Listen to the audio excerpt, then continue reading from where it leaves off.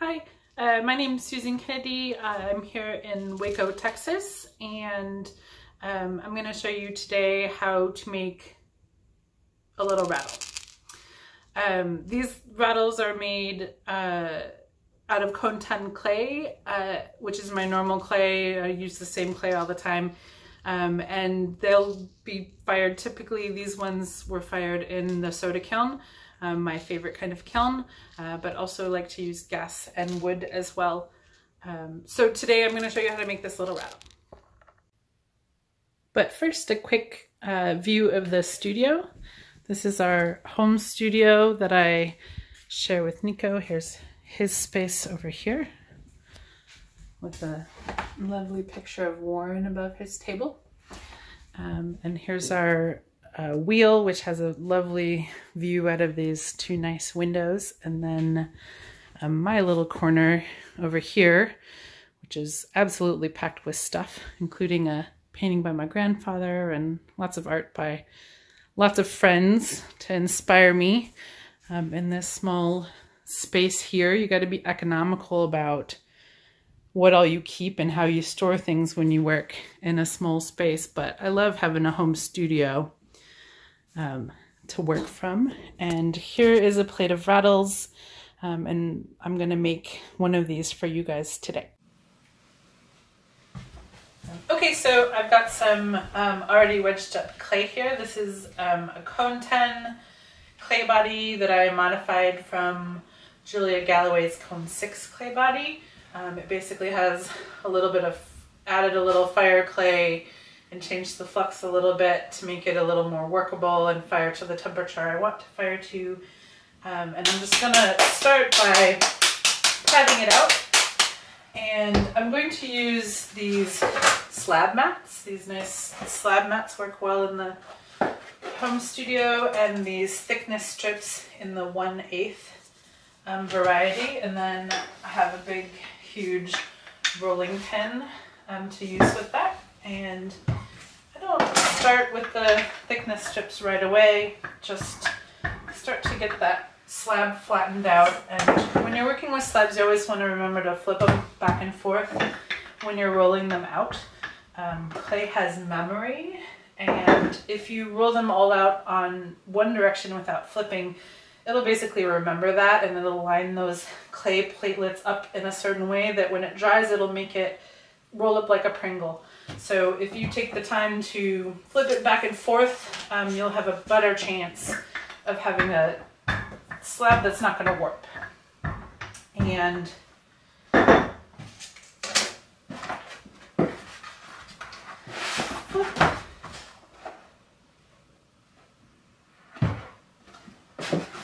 you want to make sure when you're using thickness strips that your rolling pin is a nice long rolling pin that will span onto both thickness strips to give you the size of the slab that you want. Sometimes you'll see people using a thickness strips like this, and they've got both the thickness strips out, but the rolling pin isn't hitting both of them, so it's not performing what it's supposed to do. So you want to make sure that your rolling pin is actively on both of your thickness strips all the time. And also, if you start from the center and roll out, like so, you'll get better stretching in your slab. And flipping it back and forth also helps you to get a better stretch,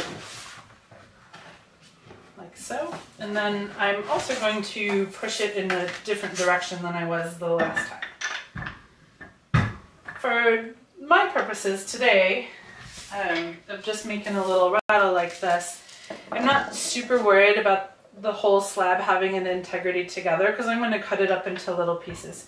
But if you're making a platter or a plate, or slabs for a larger piece, you want to be real careful how you do it. Slabs can be finicky, especially when you're firing to hotter temperatures and in atmospheric kilns. So everything you can do to help yourself out is recommended.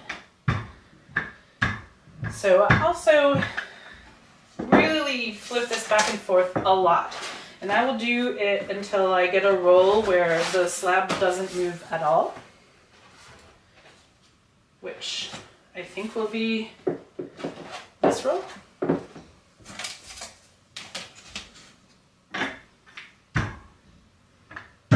But no, it's still got a good bit of movement there. So I'm going to go ahead and flip it again. And it may seem tedious, but it's really worth taking the time. I actually enjoy it and find it kind of methodical, that repetitive thing. I'm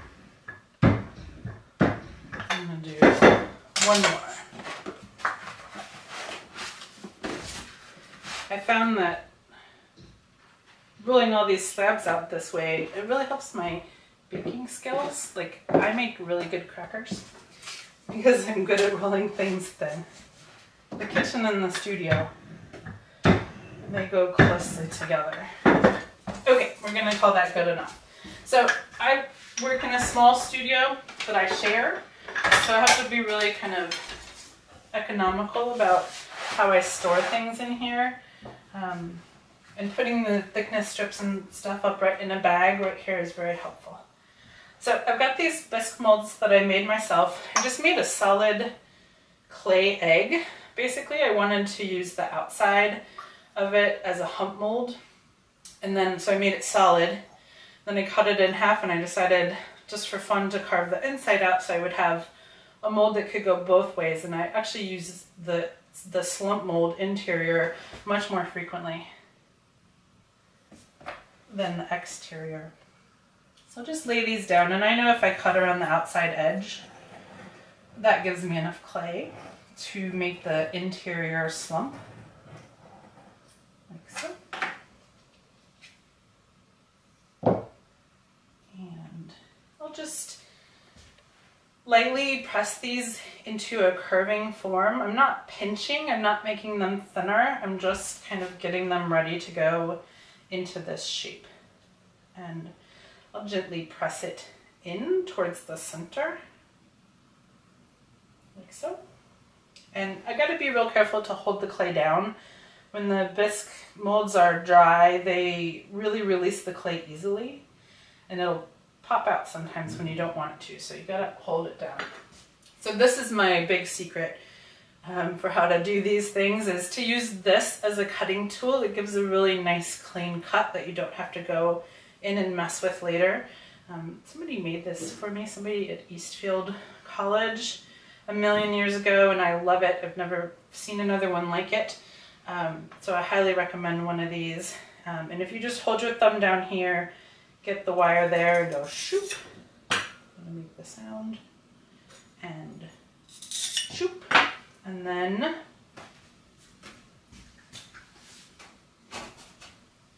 a little green sponge, and whoop, it'll pop right out.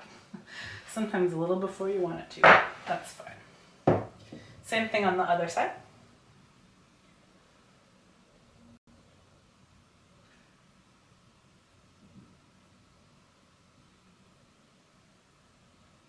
Press that in there.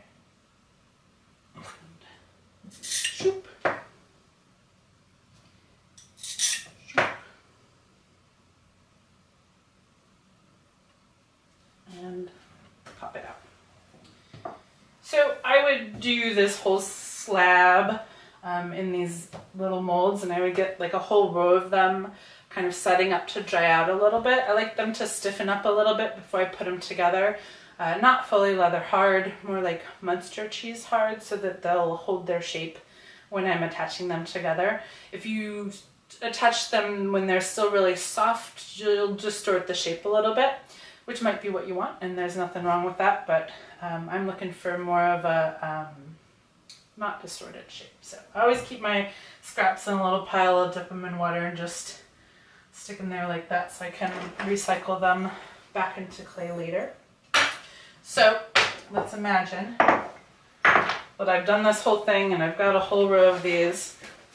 Okay, it's been about 15 minutes, maybe 20 minutes, and these little guys, I set them outside. It's a beautiful day, breezy, maybe 70 degrees. It's a nice day to live in Texas.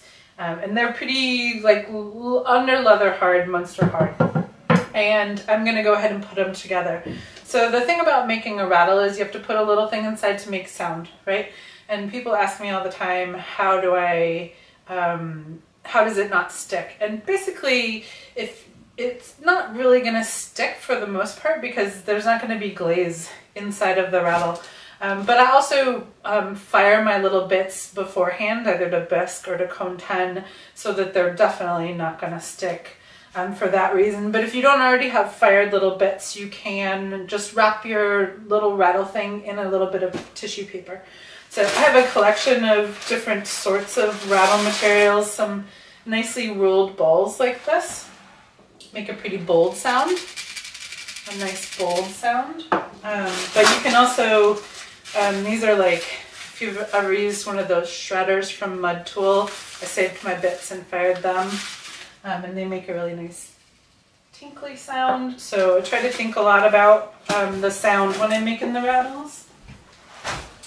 And for this one, I'm going to do some of these nice little bits. And because of the little bits, I'm not worried that they're going to stick, but just to keep them all together, I'm going to use a little piece of Kleenex.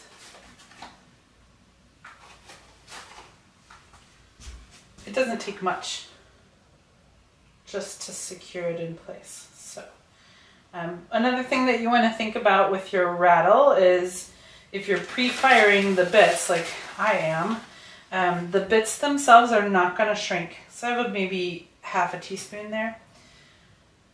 While your cavity is going to shrink. So be careful. If you have a solid ball and it's kind of large size and it's already fired, if your exterior shrinks a bunch, it'll pinch that bit and then your rattle won't make sound, which isn't the end of the world.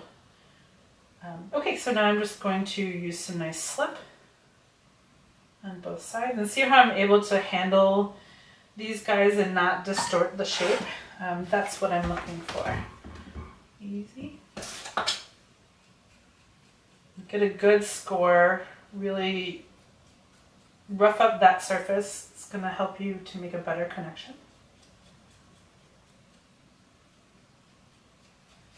Like so.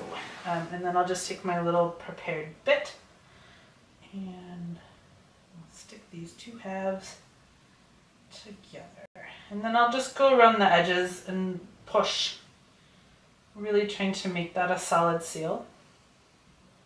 If this is going to crack anywhere, it's going to be on these seams.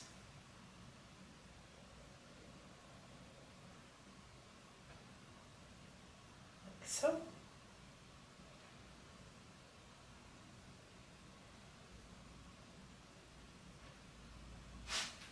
And I might take my sponge here and really run over those seams. And then I would set this aside and work on, I would do the whole batch of them. I might make 10 or 15 at a time. And by the time I've gotten to the 10th one, this will be stiff enough that I can come back in and clean up the surface if I want to clean it up at all, and refine that edge if it's a little wonky and I don't want it to be wonky. Maybe you do want it to be wonky and that's fine too. And then from here, there's all sorts of things you can do. This particular batch of rattles that I made back in March, right when the pandemic hit, all have a little bit of a coronavirus feel to them. And I was doing a lot of slip dots. If you want to see how to do slip dots really well, check out Kim Owen. She's the queen of the slip dot. But you can also use these fun carving tools from Diamond Core to get lines like this. Really, there's no end to the texture options that you have with these rattles. Now, the most important thing, the last thing I'm going to leave you with, do not forget this step, is to pierce a teeny tiny little hole in this rattle. If you don't do that, it will explode in the Bisque kiln. And that's because the clay shrinks, right? And as it's shrinking, if the air inside has nowhere to go, it's just going to blow its way out, and you don't want that. It doesn't have to be a big hole at all. It can be a teeny tiny little hole. I often will use this little pin. Your needle tool is fine too, but it makes a bigger hole, and this little teeny tiny pin makes just the teeny tiniest hole, like so. And that is enough so that it won't blow up in the kiln. Once it's past the bisque kiln stage, it's most likely not going to blow up, so you just want to be careful to do that in the beginning. And then you have a rattle. Ta-da! Ta-da!